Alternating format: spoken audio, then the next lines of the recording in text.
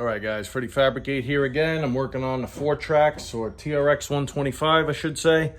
I'm in the process of adding back brakes. I want to add hydraulic back brakes to this old girl. I'm going to turn the camera around in a second, but what I've come up with so far, I'm going to leave the original brake pedal, so you guys can see here. I'm just going to weld a fitting on the back, and I'm going to put this master cylinder I got right here. Stick it in this spot. It just fits under the seat, nice. And I'll run a hose, and then down in here, if you guys can see, I'm gonna cut off the back of this housing for the drum brake, and then weld a flange. This is the inside of the outer housing to the drum, I believe. I broke it all up, and this had a nice chunk of steel in here with a hex shape on it. So I'm just gonna weld some sort of flange to it, put the disc brake on it, and then I'll mount the caliper in the back right here. All right, this is the spot that I'm gonna try to mount the master cylinder. I have a hole in the frame right here. I'm gonna drill that out, clean up the metal, and weld a nut right to it. And then this was the bracket for the parking brake cable. I'm gonna cut that off, and I might just have to make a little bracket coming out like that. And that's gonna sit just like that. That hole lines up there. The other hole will be on the bracket. And then the master cylinder will just take a little tab, not master cylinder, the reservoir for the brake fluid will just take a little tab like that. And then all I have to do is loosen the brake line and run it on the back here as opposed to where it is now. And we come around to the back again. Sorry if I showed you this already, guys, but I sort of misspoke here before. So this hex used to be what held the mounting bracket for the shoes. No, I'm sorry. The shoes used to go here. That used to be the housing to stop. So that was mounted solid to the axle. That had the drum band. And then the shoes mounted here. Yes, makes sense now. Sorry, guys. Had a brain fart there. The shoes would expand and contract, and you'd have brakes, blah, blah, blah. So anyway, they needed a way to anchor the drum to the axle. Obviously, 2 nuts go here. This is in bad shape, but I really don't care. I couldn't get it off anyway. So I'm gonna try to split it with the grinder and then just make up a piece of metal, piece that back together. I'll chuck it up in the lathe, I'll spin it, and then I'll make the flange for the disc brake right on there. And then my caliper, I'm going to end up cutting this down when I figure out how far the disc sticks out. And I have a 2-piston caliper, not sure what it's off, maybe a Raptor or something like that, that I'm gonna mount back there. All right, so it's very hard using the smallest cutting wheels I have and this little Makita grinder. I'm coming in like this on a nice angle and getting a pretty good cut. I'm really trying not to nick into the axle, guys.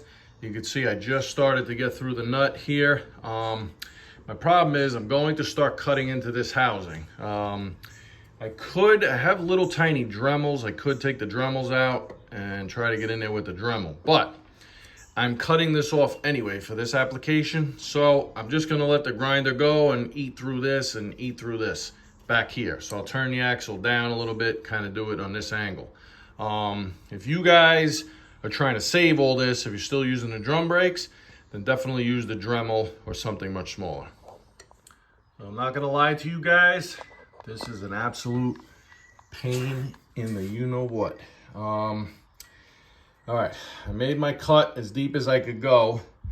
And then what I did was, had this little chisel here, and this guy here kind of wedged it in there. I just kept hammering. I finally got the back end to crack all the way in.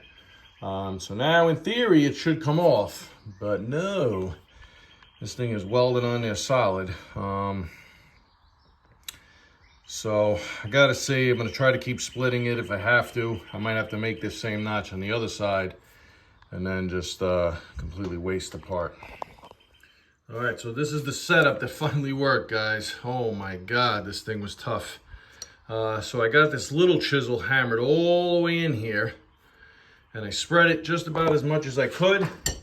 And then with this one, I kept hitting it, you know, hit the back with the hammer, spin it, hit the back with the hammer, spin it, and I kept putting, you could see I finally got some of the PB Blaster junk. PB Blaster? Yeah, whatever this crap is. Finally got it in there, and it sprung off. I just have a little more to go. And there we go. Woo! What a mess that is. But at least I could do it right. This bike was sitting in the field for 30-something years. So give it a fresh set of bearings and seals. She'll be good to go. And then a nice disc brake setup. In the future, I'm thinking about full independent suspension on this one too. And let me know what you guys think. I'm gonna do the disc brake conversion first, and then we'll go from there. Here's the mock-up of the disc brake, guys. You can see I pretty much mangled this piece. I had to space it out a little bit, and I got a little bit of weld in there right now so I could get the splines on pretty good. All right, so this is the spot I picked out to cut. Going right up as best I can. I only had this big, it's like an aluminum cutoff wheel, but it fits in here pretty good. I gotta run it kind of like that. I'm gonna slice that off, and then hopefully I can hold this up one-handed, but that's roughly how the disc brakes are gonna go. One last thing, guys. First smart thing I've done on this project so far, just leave the old bearings in, do all your grinding, cutting, welding, everything you gotta do, and then we'll worry about putting in the new bearings. All right, guys, so I'm gonna show you a quick trick. I've showed this before on some of my videos. Most of you guys probably know this by now, but I need to make a piece of steel that's going to cover this right here. I'm not going to go crazy and match this, you know, identical. It just has to be welded on there to support the brake caliper. So what you do is get some dirt and dust all over your fingers, put up the piece of paper, and you basically trace it through like that, cut it out, and then transfer it to the steel. All right, guys, so I mounted the little, all right, guys, so I obviously have no idea what the hell you call this thing. It's the inside of the brake drum. When I smashed up the cast brake drum to pieces, this is what I was left with. It's kind of like a nut with the splines on the inside.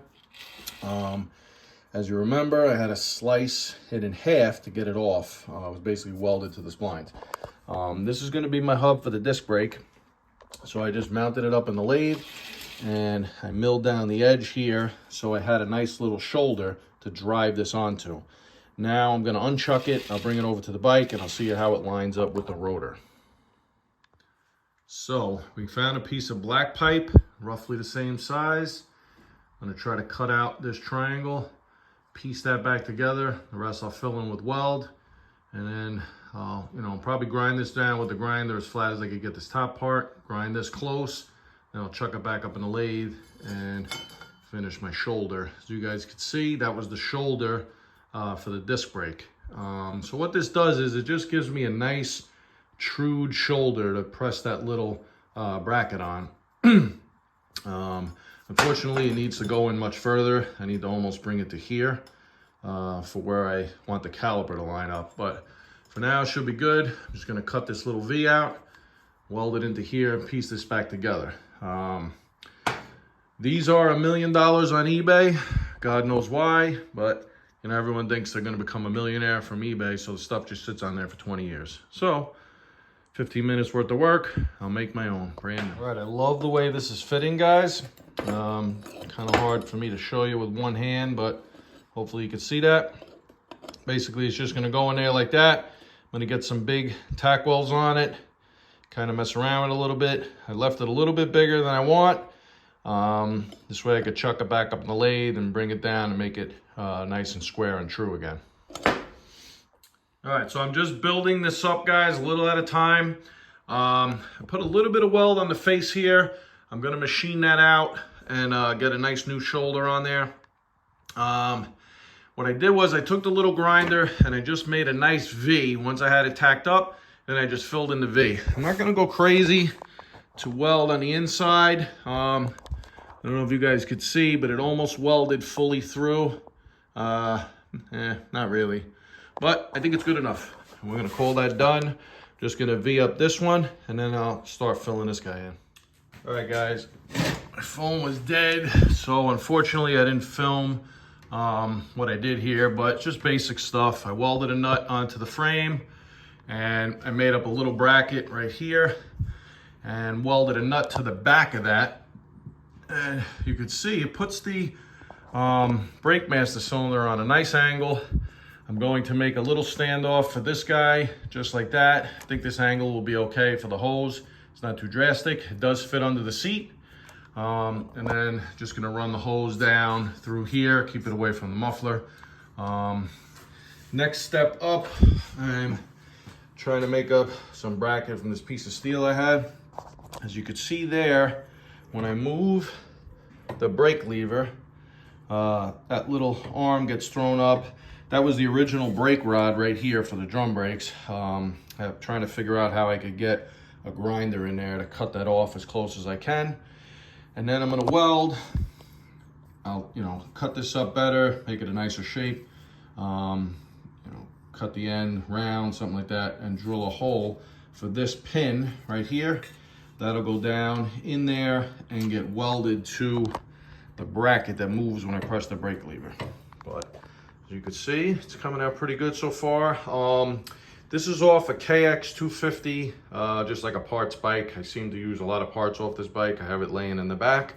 But I'm sure anything that looks similar will work, guys. All right, guys, you win some and you lose some. So I welded up the back here, as you can see, nothing fancy. I tried to do like 3/4 of an inch stitch weld around and keep this from warping as much as possible.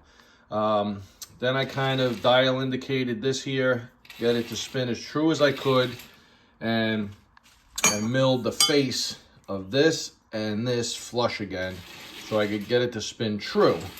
Now I have this little shoulder here. My problem is I screwed up when I made this piece originally. I made the diameter a little bit too small.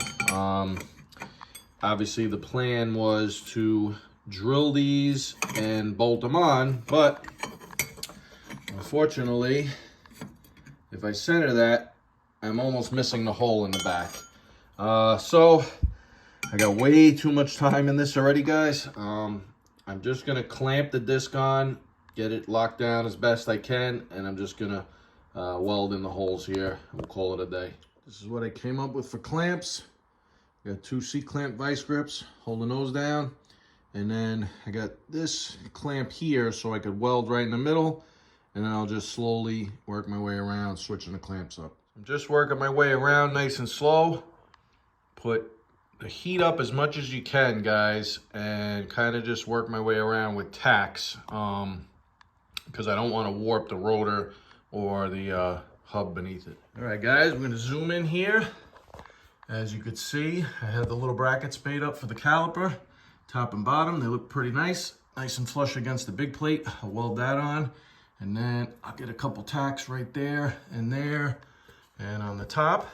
And if you guys can tell, I'm hands-free for the first time ever, thanks to my lovely assistant, Ashley. How you doing, babe? Hi. Making her guest appearance for the first time on the Freddie Fabricate show. All right, let's look at this angle. I think that looks pretty good, guys. Yep, we're gonna call that good enough, and I'm gonna get it welded up. Say bye, babe. Bye. All right, so I didn't have the bearings for this bike, but I was about to do the rear axle bearings on my daughter's TRX 90. I'm sorry, not the TRX 90 does not work on this. I was about to do my ATC 110, so you can see here, and the bearings are the same.